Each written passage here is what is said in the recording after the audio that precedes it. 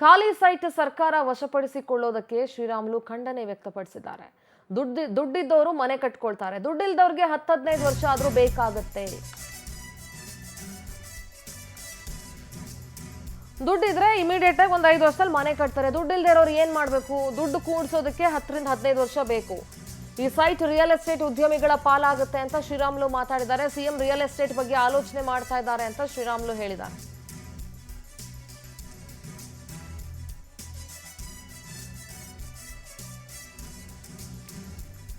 ದುಡ್ಡಿರೋರು ಮನೆ ಕಟ್ಕೊಳ್ತಾರೆ, ಇಲ್ಲದೆ ಇದ್ದವ್ರಿಗೆ 10-15 ವರ್ಷ ಟೈಮ್ ಬೇಕು. ಸಿಎಂ ಹೇಳಿರೋದು 5 ಸೈಟ್ ತಗೊಂಡು 5 ವರ್ಷ ಆದ್ರೂ ಮನೆ ಕಟ್ಟಿಲ್ಲ ಅಂದ್ರೆ ಸರ್ಕಾರ ಸೈಟ್ ವಾಪಸ್ ತಗೊಳುತ್ತೆ. ಸೈಟ್ ಕೊಟ್ಟಿರೋದು ಮನೆ ಕಟ್ಟಕ್ಕೆ, ಕಸ ಹಾಕಕ್ಕಲ್ಲ. That I do agree. Site ಕೊಟ್ಟಿರೋದು ಮನೆ ಕಟ್ಕೊಳ್ಳೋಕ್ಕೆ ಹೊರತು ಕಸ ಹಾಕೋದಿಕ್ಕಲ್ಲ. ಹಾಗಂತ 5 ವರ್ಷದೊಳಗಡೆ ಮನೆ ಕಟ್ಟಿ ನೀವು ಅಂತಂದ್ರೆ ದುಡ್ಡು ಎಲ್ಲಿಂದ ಸಿಗುತ್ತೆ?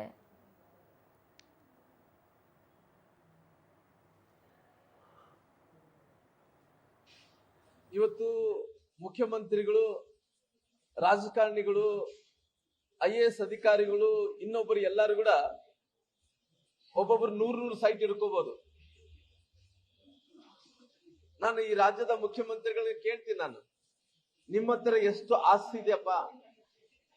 ನಿಮ್ಮ ಹತ್ರ ನಿಮ್ಮ ಕುಟುಂಬದಲ್ಲಿದ್ದಂತ ಮಕ್ಕಳಿಗೆ ಎಷ್ಟು ಆಸ್ತಿ ಇದೆ? ಇವತ್ತು BDAದಲ್ಲಿ ಯಾರನ್ನ ಸೈಟ್ ಖರೀದಿ ಮಾಡಿದ್ರೆ 5 ವರ್ಷಗಳ ಕಾಲ ಅವರು ಖಾಲಿ ಇಟ್ಟರೆಗಿನ ಆ ಖಾಲಿದಂತ ಸೈಟು ಸರ್ಕಾರ ವಶಪಡಿಸ್ಕೊಂತದಂತೆ.